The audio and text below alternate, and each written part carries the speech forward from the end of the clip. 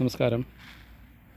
Green plant ടെക്നോളജിയിലുള്ള ഒരു വളപ്രയോഗമാണ് ഇവിടെ ചെയ്യാൻ പോകുന്നത്. ജാതിക്കും തെങ്ങിനുമാണ് ഇവിടെ ഇപ്പോൾ വളം കൊടുക്കാൻ പോകുന്നത്. ഇതിനകത്ത് ക്രോം, അതുപോലെ തന്നെ organic fertiliser potash, bio potash, അതുപോലെ തന്നെ ഭൂമി പവർ, റൂട്ട് ഗാർഡ്, പിന്നെ പ്രീമിയം, നൈട്രോ കിങ്,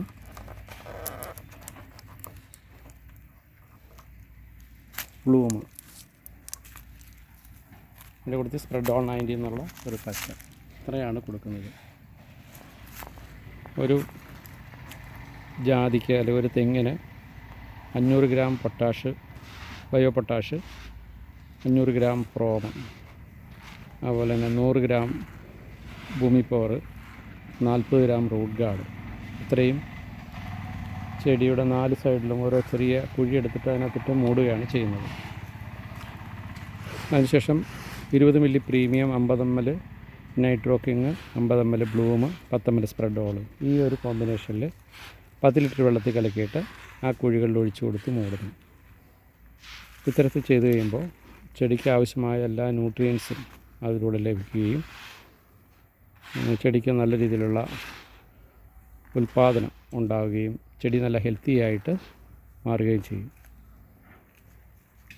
ഈ പറമ്പിൽ കഴിഞ്ഞ ഒരു വർഷത്തിലധികമായിട്ട് ഈ രീതിയിലുള്ള കൃഷി രീതിയാണ് ചെയ്തു പോരുന്നത്. ഏറ്റവും നല്ല ആദായകരമായിട്ട് അവർക്ക് തോന്നിയതുകൊണ്ടാണ് വീണ്ടും വീണ്ടും ഇതേ രീതിയിൽ തന്നെ ചെയ്യുന്നത്.